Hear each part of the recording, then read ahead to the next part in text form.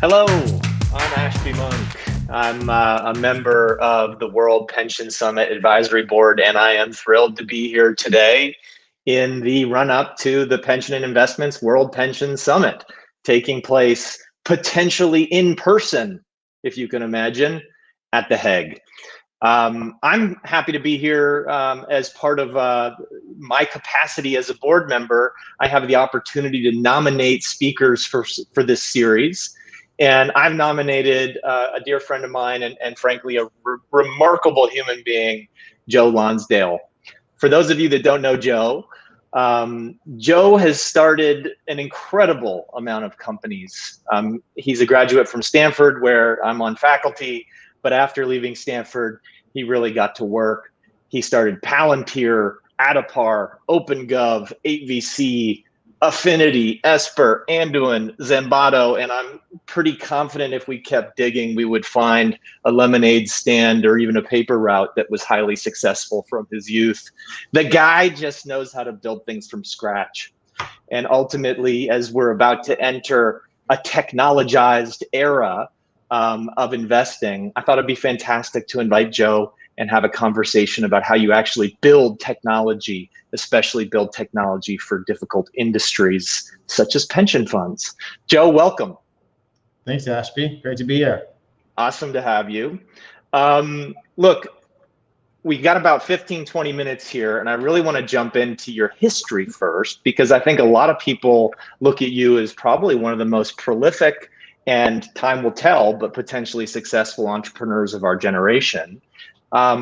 In the investment business, we often talk about performance attribution. So we look at active investment managers and we try to figure out, hey, how are they generating that outperformance? If we went looking for the 2 or 3 things in your life or your past to define Joe Lonsdale's attribution of performance, what would those things be? Well, I'm going to give you the answer I give for early stage venture capital investing. As you know, we manage about $5 billion of committed capital at 8VC now. And it turns out, like, building companies and investing early, it's a pretty similar activity. So I've built things before being an investor. I'm kind of doing both right now. And the 2 high level, really key things that we're doing is, one, we're looking for conceptual gaps in the world. So we're saying, here's how this industry works right now, and here's how it should work. And you have to, it requires having an opinion. It requires being able to judge things. It requires having an objective framework from which you view the world. A lot of people are all kind of relativistic these days. You actually have to be willing to have an objective framework, which I'm told is against, it's against how you're supposed to do things, in academia.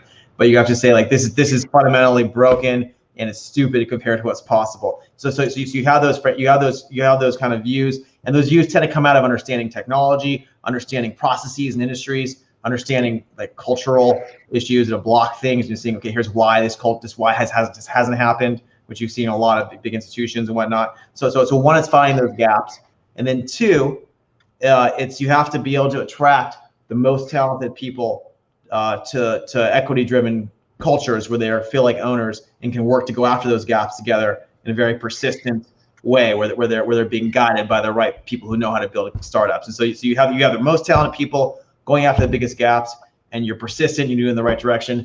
It turns out you could build like tens of valuable companies with those 2 things combined. Getting the incentive structures right and really tying them to the company. That sounds getting the smartest people aligned where they actually want the company to win and succeed, and fixing these processes and filling these gaps, and actually having ownership over it. That's really, really important. At my core, I apologize, I'm a capitalist. So people have to they have to have property in order to make these things work, and to really make them work in new ways. Yeah, well, look, I mean, pension funds sit at the base of capitalism with, $120 trillion around the world. We need these organizations to function effectively in capitalism. So it's very important that the whole world works better if pension funds are smarter and bolder and more courageous in how they do things. That is right. Exactly. So look, I mentioned a couple of the companies you've started, and I actually know there's more. And I just want to talk to you briefly about entrepreneurship. There's a lot of people, given your success, that could go and just simply enter big companies, or even go into government and have a huge impact on the world. Go to the beach. Or go to the beach. Now you're talking. I'll meet you there. Look, I think the question I have is, like, why keep going through the pain of starting things from scratch? What is it about that entrepreneurial moment that is so powerful? I mean, Aristotle always said, like, one of the highest, like, the things we aim for is we want to use our complex faculties in their most useful ways. You want to take the things you're good at, they're the hardest, they're the highest level of complexity. This is an example of why people like chess better than checkers, because checkers has about 7 or 8 levels of skill and play, whereas chess has about 20, right? If you map out the different levels. And so I mean, I think building these companies, there's a lot of levels to learn. There's a lot of lessons to learn. I make new stupid mistakes every time. But what we're doing fundamentally is every time we're building it, we're fixing something. We're fixing the world. We're taking something broken and making it work better. And and there's a lot of traditions, a lot of religious traditions, like in Tikkun Olam, my mom's side, who's Jewish, is like your duty is to fix the world, to take broken things and fix them. And so building companies is a great way to do that. Yeah, I can see that. The wild thing about your company building is you often go after industries that I would say people see as hard target industries, government, finance, where the kind of hegemony of the established players is much more difficult, or at least seems more difficult to overcome. These industries are great because they're very hard to get into, but if you can get into them, by virtue of being as hard to get into, there's lots of stuff that's broken. It's not being done nearly as well. Like, if every good engineer in the world could build a new process for your pension, you could bet that there'd be like tons of awesome things already happening there. If it's really hard to get in and do it, it's kind of like if you can like get the animal onto the Galapagos Islands, it's not supposed to be there. It's going to eat everything and outcompete everything because they didn't evolve to deal with it, right? So it's like there's these parts in the world where if you get into them, it's very powerful. You can do a lot. You can be a lot better than what's there. So true. I would say most of the undergrads that I deal with at Stanford barely know what a pension fund is. Now they would tell you every cryptocurrency known to man, even ones that you and I probably wouldn't be able to say live on a video. But look, I think when it comes to these industries, people aren't founding companies out of Stanford to go after them. But you've started a few companies that go after the financial services industry, the investment industry. Obviously, you did a lot of work at Palantir in the investment space. But more recently, I think you're most known for being the founder and ongoing executive chairman of Adipar. Maybe just give us a second on what the problem was you set out. You said you were always trying to articulate and find an objective frame for a problem. What was that objective frame and problem at Adipar, and what did you set out to solve?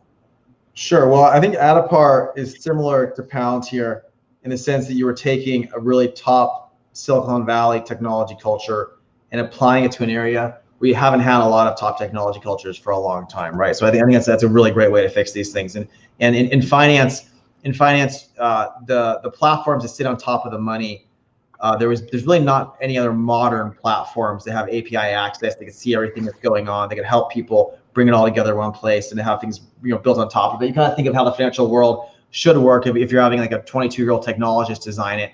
And obviously they make mistakes, but there's certain things they'd be right about. They just, you don't have it all right now, right? Just because of the way things were designed. And so Adipar wanted to own and build an important platform. We looked at a lot of different industries. There's a lot of different places where there should be platforms where they're not. Like being the platform on top of the money, that's really valuable. And it turns out there's just like a lot of problems that family offices had, that registered investment advisors had, that other people who manage money had, to get all the data in one place and to be able to have all the information at their fingertips and be able to see how what they're doing relates to what other people are doing, understand their liquidity profile innately and intuitively and quickly, and be able to make decisions, coherently based on everything they could see in the software. There just haven't really been great software power in the space to help with those decisions. It almost, when you talk about the, bringing data together and building on top of it, I'm reminded that we took a walk probably, 7 or 8 years ago around Palo Alto, and you were already talking to me about how Adipar would become the iPhone of the investment industry, where, the elegance of the iPhone is that it brings the data together and allows other businesses to build apps on top. Is that still the vision for this company? Yeah, no, I mean, that's definitely the case. I think Adipar, relative to these pensions, it's going to sound small. I think we're approaching $3 trillion in the platform, but that's a lot of family offices and a lot of RIAs and a lot of banks, obviously, and it's growing very, very quickly. It'll grow several $1 trillion in the next few years. It's the whole point of bringing us all together. Yes, you're solving problems for these people. Yes, they're willing to pay for SaaS software, pay us $100 million plus a year just for using a software combined. That's a great business. But the really interesting business is that you can have a platform that people can build apps on top of. There's tons of people with different ideas for how they offer alternatives, how they offer liquidity, how they offer credit to these things, how they interact. There's always markets that should exist but don't on top of these things. And having a place where you can build those apps and you can interact with those is exciting. As we know, we already have lots of companies building on top of it right now. So you're gonna see a lot more of that. Yeah, it's super exciting. I think even the irony of today is that it's June 15th as we're recording this. And if you opened up the Wall Street Journal this morning, you'll see that Adipar is now a $2.2 billion company, and they announced today a $150 million fundraise. So it's clear to me this company is about to take off and move into a new trajectory. It's going well. I think Palantir is worth 40 or 50 billion dollars. So we have our work cut out for us to catch up. But I think if we pass them maybe in 7 or 8 years, that'd be pretty satisfying. I think the holy grail here is this concept of like mass customization of portfolios by really understanding where an investor is and where they're going. And then the ability to like drop product in there. Does that kind of resonate with you? And I think the ability to get context on what others are doing and to be able to build trust. You have to still do your own diligence, but you need to use the information from the network to understand. Like if you to be able to understand, I mean, there's just basics. Let's say you're really bullish on Sequoia Menlo Park and you're bullish on the Renaissance Medallion Fund, and you see that there's 50 LPs from those 2 places that are invested in these 6 other things. You might want to see what those 6 other things are. And you might want to understand, and just being able to have context and network and being able to share diligence and share information and just know what's going on. I think we're kind of in the stone age is how this all works right now. Even share things like capital market assumptions, like what are you expecting in terms of like this market or that industry? I love that. Yeah, being able to map out, here's different models of if we do have this kind of inflation, what does this do to different parts of the capital markets? What does this do to our portfolio? How do we think about modeling this out? How do we think about what are the options that perform well in these areas, and what are others thinking about that? And I think you learn a lot from others. And markets are, like Kane said, they're beauty contests to some degree. There's like a substance at the core that's real. There's also the beauty contest, and you have to understand both, especially in alternatives. You have to understand both, I think, to make these things work right. Yeah, well, I mean, it seems like alternatives are almost becoming conventional. Like as investors end up needing to meet certain expected return targets, they are moving more and more into this alternative space. There's such high disparity, right? And you know this better than me. You're the professor who studies these things, but I feel like there's like a huge disparity between what's good and what's not good, especially in areas like venture capital and distress. Totally. So you need better tools and better ways to navigate it. Yeah, and means of getting access so that you aren't simply, paying fund to funds or, different placement agents that really erode some of your potential to actually capture the return. Sounds like that democratization is something you're interested in and you're working toward. Definitely, I agree. Well, look, I think we're near the end here, but I wanted to ask you the question that we have to ask all the people on these programs, which is, what is the best piece of advice you were ever given? Can I turn that back around on you first? I'm curious to hear the best piece of advice you're given. It's interesting. The best piece of advice for me was from my supervisor at Oxford. I had come in thinking I was going to study offshore financial centers, and I had visions of field work in the Cayman Islands.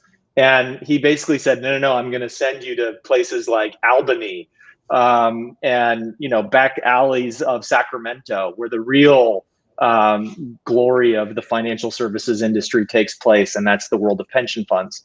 And so Gordon Clark pivoted my entire research oriented life from offshore finance into pension funds.